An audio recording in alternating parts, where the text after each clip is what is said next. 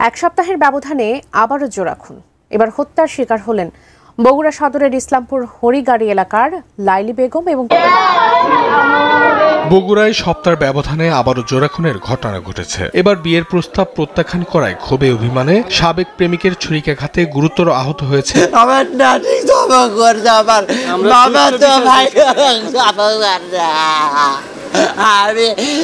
ঘটনাটি বগুড়াতে ঘটেছে।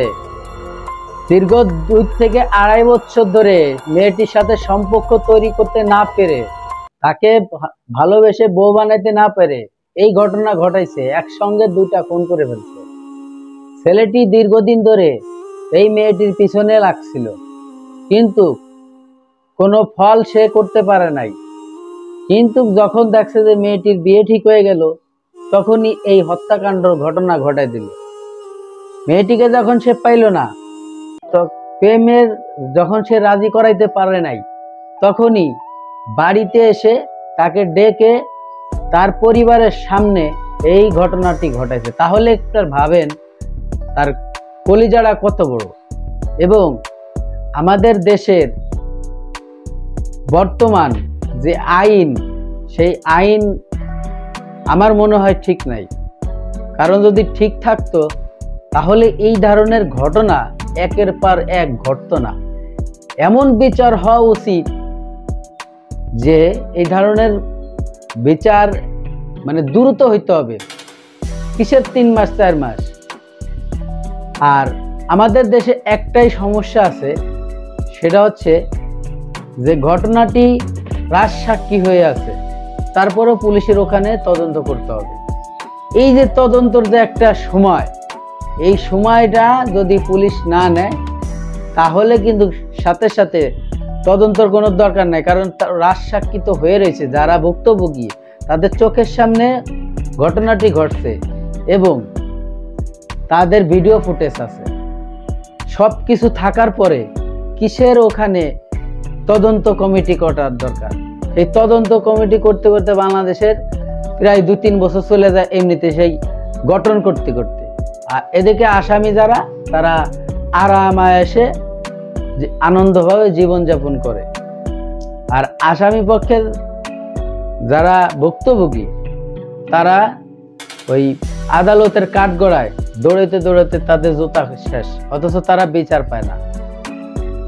সব শেষে দেখা যায় যে ভুক্তভোগী সে আর নিরীহ মানুষ ফেঁসে যায়।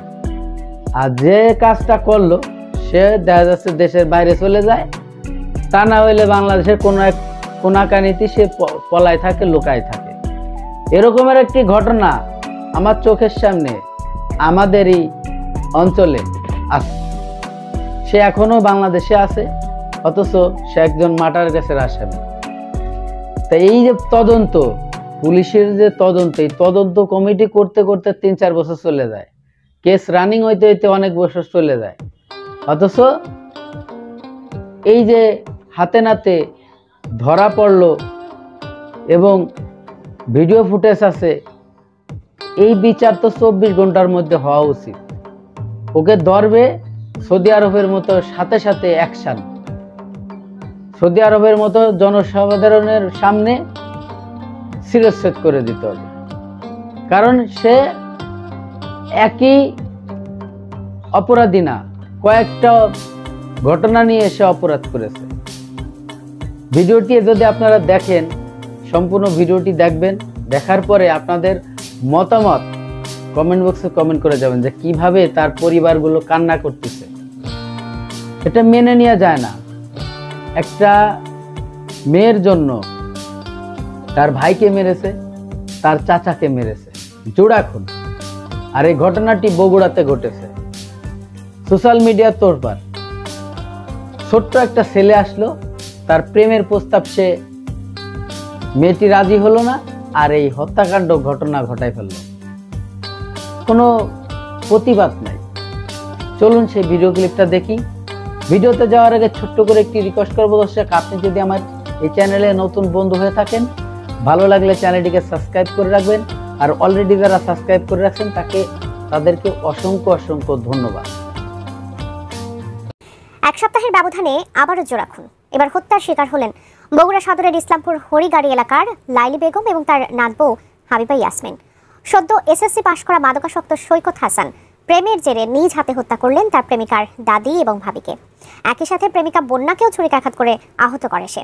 শফিকুল ইসলাম শফিকের ক্যামেরায় উত্তরাঞ্চলের ব্যুরো প্রধান চপল সাহার পাঠানো তথ্যচিত্রে ডেস্ক রিপোর্ট।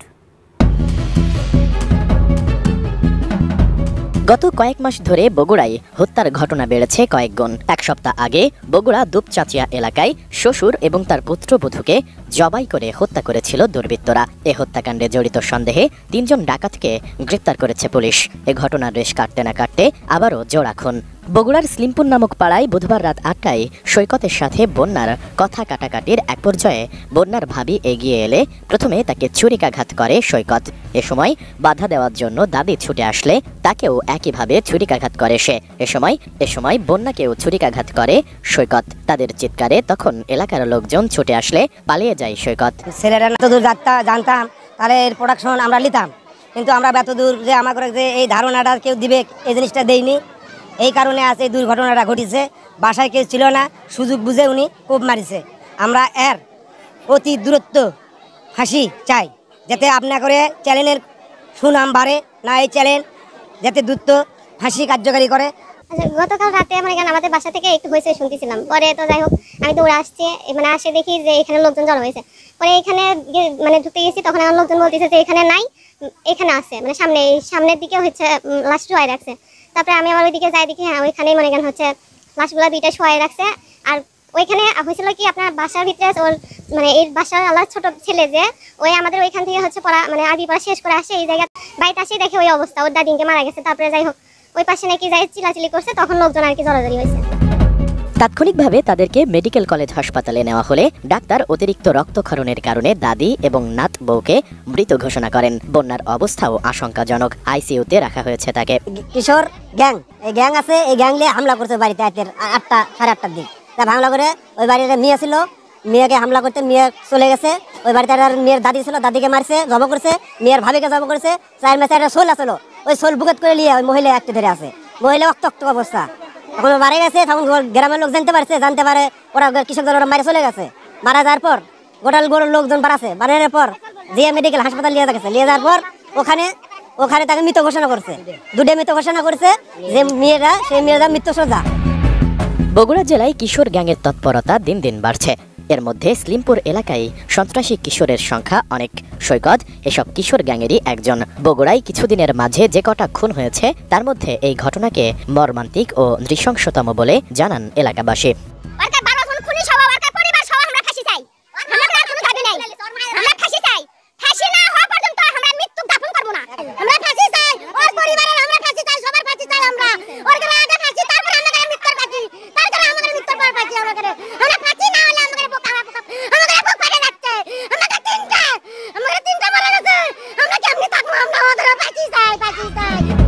এ বিষয়ে বগুড়া সদর থানার ইনচার্জ হাসান বাশির জানান, খুনি সৈকত হাসানকে পাসপোর্ট অফিসের পেছন থেকে গ্রেপ্তার করা হয়েছে। কিশোর এই খুনি একাই হত্যাকাণ্ড ঘটিয়েছে বলে জানান তিনি। পৌর এলাকার মধ্যে ইসলামপুর হরিগাড়ি নামক স্থানে 3 জন মহিলাকে ছুরিকাঘাত করা হয়েছে। উক্ত সংবাদ পেয়ে আমি দ্রুত ঘটনাস্থলে উদ্দেশ্যে রওনা করি, কিন্তু প্রথমে সংবাদ পাই এদেরকে দ্রুত হাসপাতালে নেওয়া হয়েছিল। হাসপাতালে ডাক্তার 2 জনকে, তাদের নাম হচ্ছে লাইলি এবং হাবিবা, এদেরকে ডাক্তার মৃত ঘোষণা করেছে এবং বন্যা নামের এক মেয়ে সার্জিক্যাল বিভাগে অপারেশন থিয়েটারে রয়েছে। আমি দ্রুত হাসপাতালে যাই।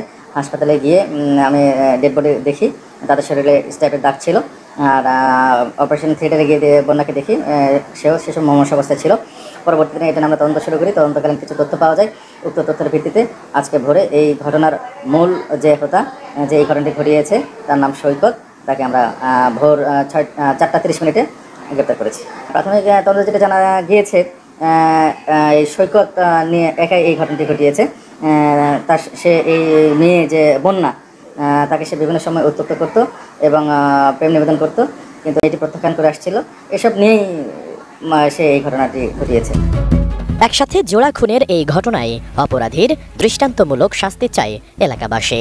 এই ইসলামপুর হরিগাড়ি এই ঘাতক, এই ডাবল মার্ডারের আসামি, আমরা এই ঘাতকের আমরা দৃষ্টান্তমূলক বিশেষ ট্রাইব্যুনাল আদালতে বিচার করে আমরা দৃষ্টান্তমূলক শাস্তি, সর্বোচ্চ শাস্তি আমরা ফাঁসি দাবি করি। এবং আজকে প্রশাসন এবং আপনারা সাংবাদিক মিডিয়া যারা আছেন, আপনাদের সহযোগিতা কামনা করি।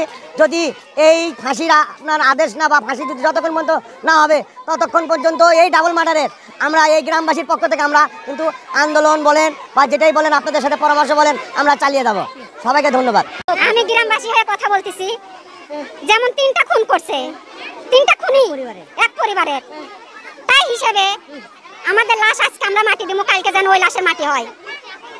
আমরা সবাই মিলে ফাঁসি চাচ্ছি। আজকে আমার সন্তানেরা বড় হচ্ছে, আমার সন্তানেরা বলবে যে ও যদি 3টা খুন করে যদি বেঁচে আসতে পারে তাহলে আমি একটা খুন করে বেঁচে আসতে পারবো না। এই কথা কিন্তু আমার সন্তানেরা অবশ্যই বলবে।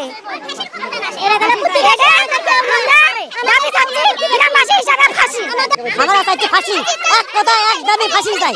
ফাঁসি না হওয়া পর্যন্ত এই লাশের মাটি হবে না। এক কথায় এক দাবি ফাঁসি চাই, ফাঁসি চাই। এক কথায় এক দাবি ফাঁসি চাই, ফাঁসি চাই। এক কথায় এক দাবি ফাঁসি চাই, ফাঁসি চাই, ফাঁসি চাই, ফাঁসি চাই, ফাঁসি চাই।